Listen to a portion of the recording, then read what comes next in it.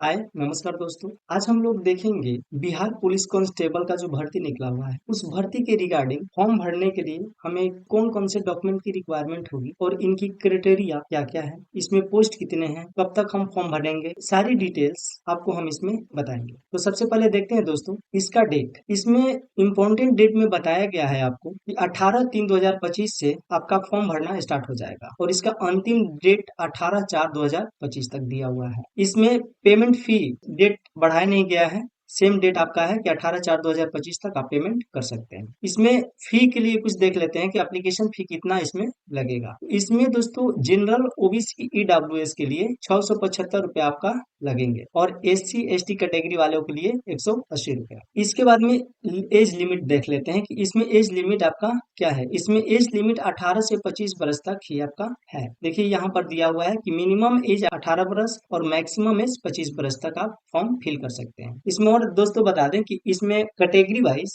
आपको एज में छूट भी मिलेंगे। नीचे दिया हुआ है कि एज रिलैक्सेशन एक्स्ट्रा एज पर Bihar police constable advertisement number 1/2025 requirement. तो आप कैटेगरी वाइज आपका छूट मिलेगा। अब थोड़ा सा चलते हैं दोस्तों इसके नोटिफिकेशन पर और नोटिफिकेशन में देखते हैं कि इसके नोटिफिकेशन में क्या क्या डिटेल्स दे रहा है। इसके नोटिफिकेशन में आने के बाद दोस्तों यहाँ पर देखिए आपका बिहार पुलिस के लिए वेतनमान, यहाँ पर वेतनमान क्या क्या है तो 21,700 से लेकर 69,100 रुपया वेतनमान रखा गया है और इसमें कुल पोस्ट 19,838 पोस्ट है। इसमें आरक्षित कोटिवार आपको हम डिटेल बता दे रहे हैं कि यूआर जनरल में आपका टोटल पोस्ट 7,935 सीट है। ईडब्ल्यूएस के लिए 1,983 पोस्ट, SC के लिए 3,174 और ST के लिए 199, EBC के लिए 3,571 पोस्ट और BC कैंडिडेट के लिए 2,381 पोस्ट है। ट्रांसजेंडर के लिए आपका दिया हुआ है 2,381, ये BC ट्रांसजेंडर के लिए है और पिछड़े वर्ग की महिला के लिए आपका 595 पोस्ट दिया हुआ है। टोटल पोस्ट यहाँ पर 19,838 पोस्ट दिए हुए हैं। इसके बाद दोस्तों यहाँ पे शारीरिक मापदंड, अभ्यर्थियों को निम्न अनुसार न्यूनतम ऊंचाई, सीना माप, वजन होना चाहिए। देखिए कोटि यहाँ पे आपका दिया हुआ है, यहाँ से ये आपका जनरल कैटेगरी वालों के लिए है। इसमें हाइट दे रहा है 165 सेंटीमीटर मिनिमम होना चाहिए और बिना फुलाए चेस्ट इसमें 81 सेंटीमीटर और फुला करके 86 सेंटीमीटर। और आगे आइए अत्यंत पिछड़ा वर्ग पुरुष अभ्यर्थी के लिए, तो इसमें आपका 160 सेंटीमीटर, 81 सेंटीमीटर बिना फुलाए और 86 सेंटीमीटर फुला करके। अनुसूचित जाति सभी वर्ग के महिलाओं के लिए देखिए 155 सेंटीमीटर हाइट और इसमें कोई लागू नहीं है आपका चेस्ट। इसके बाद में फुलाने के बाद सीना की मापी में कम से कम 5 सेंटीमीटर का अंतर होना चाहिए। और यहाँ पे एक और दिया हुआ है कि सभी वर्गों की महिलाएं अभ्यर्थियों के लिए न्यूनतम वजन 48 किलोमीटर होना आवश्यक है। इसके बाद आगे चलते हैं हम शैक्षणिक योग्यता। सिपाही के पद के लिए शैक्षणिक अर्हता 10+2 उत्तीर्ण होना अनिवार्य है। और इसके बाद में उम्र सीमा, अभ्यर्थी की उम्र की गणना मैट्रिक अथवा समकक्ष परीक्षा के प्रमाण पत्र में अंकित जन्म तिथि के आधार पर किया जाएगा। जो भी आपका मैट्रिक का प्रमाण पत्र होगा उसके जन्म तिथि के अनुसार ही आपका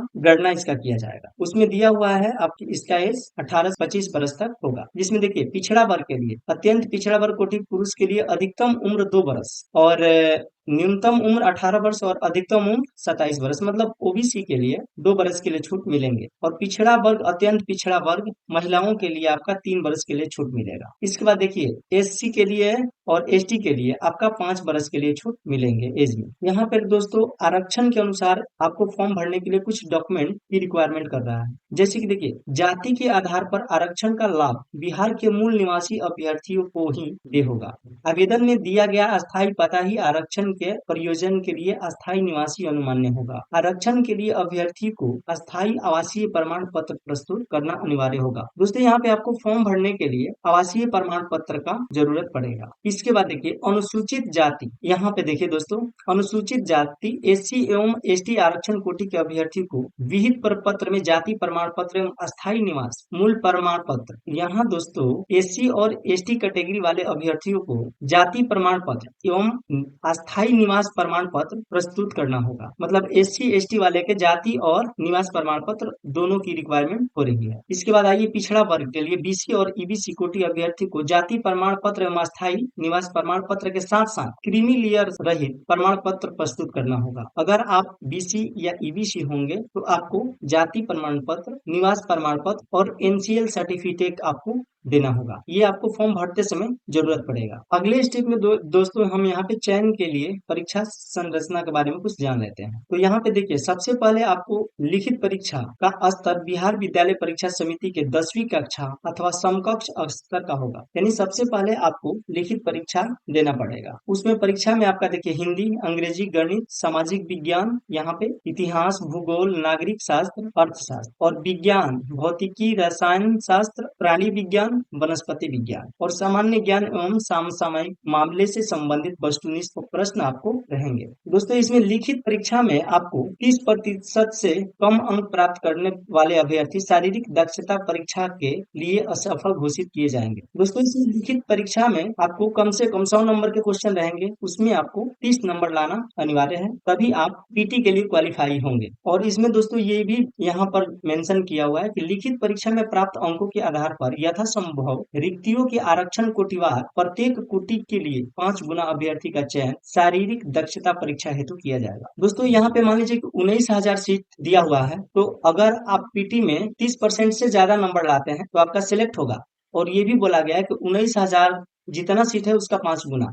तो मान लीजिए यहाँ पे पीटी में 95,000 लड़के यहाँ पे सिलेक्ट होंगे। यहाँ पे दोस्तों साफ साफ मेंशन भी कर दिया है 6ठे नंबर पे, लिखित परीक्षा अंतिम मेधा सूची का आधार नहीं है। लिखित परीक्षा केवल शारीरिक दक्षता परीक्षा के लिए अर्हक होगी, मतलब क्वालिफाइंग होगी। अब द्वितीय चरण में आपका क्या होगा, शारीरिक दक्षता परीक्षा पीटी। दोस्तों लिखित परीक्षा के आधार पर पात्र उम्मीदवार को निर्धारित अनुपात में शारीरिक दक्षता परीक्षा के लिए बुलाया जाएगा। अभ्यर्थी को शारीरिक दक्षता परीक्षा में सम्मिलित होना एवं इसमें सफल होना अनिवार्य है। इसके बाद में आइए 5वें नंबर पर, सिपाही के पद पर नियुक्त हेतु चयन के लिए अंतिम मेधा सूची शारीरिक दक्षता परीक्षा के अधीन तीनों स्पर्धाओं यथा दौड़, ऊंची कूद तथा गोला फेंक में अभ्यर्थी द्वारा प्राप्त कुल अंकों के आधार पर तैयार की जाएगी। शारीरिक दक्षता परीक्षा में निम्न स्पर्धाएं होंगी। आपको इसमें देखिए, दौड़ अधिकतम 50 अंक के लिए होंगे, जिसमें कोटिवार यहाँ पर दिया हुआ है। 5 मिनट से कम में दौड़ लगाते हैं तो आपको 50 अंक मिलेंगे। 5 मिनट 20 सेकंड में दौड़ लगाते हैं तो 40 अंक। इसके बाद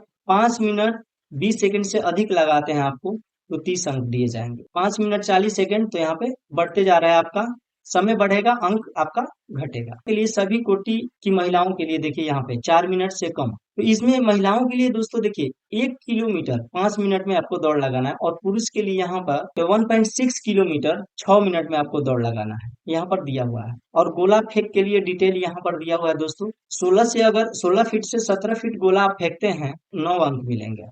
17 फीट से ज्यादा गोला फेंकते हैं तो आपको 13 अंक। इसी तरह से गोला में आपका 20 फीट से ज्यादा फेंक दीजिएगा गोला तो आपको 25 अंक मिलेंगे। गोला का देखिए यहाँ पर वेट दिया है 16 पाउंड। गोला का आपका न्यूनतम 16 फीट फेंकना है, न्यूनतम में भी दे दिया है यहाँ पर। इसके बाद देखिए, सभी कोटि की महिलाओं के लिए 12 पाउंड का गोला होगा, और उनका 12 फीट से 13 फीट के बीच में फेंक देती हैं तो 9 अंक, और अधिकतम में 16 फीट से ज्यादा फेंकती हैं तो 25 अंक मिलेंगे। तो ऊंची कूद में आपका यहाँ पर डिटेल दिया हुआ है कि अगर यहाँ पर सभी कोटि के पुरुष के लिए न्यूनतम ऊंचाई 4 फीट, अगर 4 फीट आप कूद देते हैं तो 13 अंक मिलेंगे। 4 फीट 4 इंच को छलांग लगाएंगे तो यहाँ पे 17 अंक। और देखिए यहाँ पे 5 फीट अगर आपका कूद में छलांग लगाते हैं तो आपको 25 अंक मिलेंगे। इसके बाद में सभी कोटि महिलाओं के लिए न्यूनतम ऊंचाई 3 फीट होगी, और देखिए जो 3 फीट फान जाती है उनके लिए 13 अंक, और जो 4 फीट फानेंगी उनके लिए 25 अंक दिए जाएंगे। अब चलते हैं दोस्तों दस्तावेज में। दस्तावेज सत्यापन के लिए अभ्यर्थी को निम्नलिखित प्रमाण पत्र सत्यापन हेतु प्रस्तुत करने होंगे, जैसे वैध फोटो युक्त पहचान पत्र, जैसे आधार कार्ड, ड्राइविंग लाइसेंस, मतदाता पहचान पत्र आदि। जन्म तिथि प्रमाण पत्र के लिए मैट्रिक समकक्ष सर्टिफिकेट एवं अंक प्रमाण पत्र की मूल प्रति देना होगा।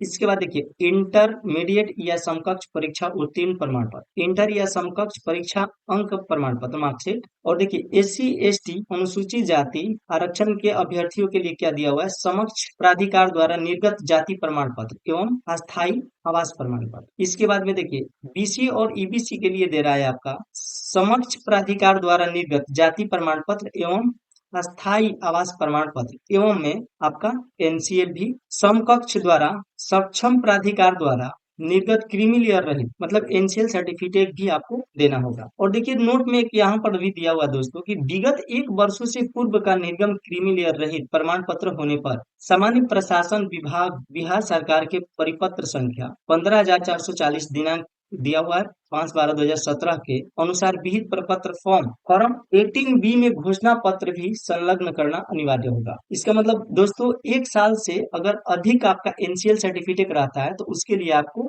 घोषणा पत्र 18B देना पड़ेगा। इसके बाद दोस्तों ईडब्ल्यूएस के लिए कुछ देख लेते हैं। यहाँ दोस्तों ईडब्ल्यूएस के अभ्यर्थियों के लिए सक्षम प्राधिकार द्वारा वित्तीय वर्ष 23-24 के लिए बिहार सरकार की अधिसूचना संख्या में संलग्न प्रपत्र 1 में निर्गत प्रमाण पत्र अस्थायी पता। यहाँ पे ईडब्ल्यूएस के लिए ईडब्ल्यूएस सर्टिफिकेट और उनके लिए निवास प्रमाण पत्र अनिवार्य है। दोस्तों यहाँ पर उम्र सीमा के लिए आपका एज दे दिया है कि देखिए जो 1/8/2025 में 18 वर्ष जिनका उम्र हो गया है वो फॉर्म को फिल कर सकते हैं। और इसमें 1/8/2025 में आपका 25 बरस अपना एज काउंट कर लीजिएगा इसमें घटा करके कि आपका यहीं से जोड़िएगा घटाइएगा तो 18 बरस से लेकर के आपका 25 बरस तक एज होना अनिवार्य है। तो दोस्तों ये सभी जानकारी आपको बिहार पुलिस कांस्टेबल के लिए दी गई है जिसका फॉर्म हम 18/3/2025 को फिल करना स्टार्ट कर देंगे। फॉर्म फिल करने से पहले अपना डॉक्यूमेंट अपने पास में सुरक्षित कर लें। दोस्तों एक और बात बता दें कि जब 18 तारीख को इसका फॉर्म फिल होना स्टार्ट हो जाएगा तब हम आपको इसी चैनल पर आपको एक वीडियो प्रोवाइड कर देंगे और उसमें सारी डिटेल्स को बता देंगे कि उस फॉर्म को हम कैसे भरेंगे और क्या क्या डॉक्यूमेंट की रिक्वायरमेंट उसमें हो रही है, हम कैसे उसका इस्तेमाल करेंगे। तो दोस्तों ये सब देखने के लिए मेरे चैनल को लाइक सब्सक्राइब तथा कमेंट बॉक्स में जो भी आपका विचार हो कमेंट कर सकते हैं। Thank you for watching my video.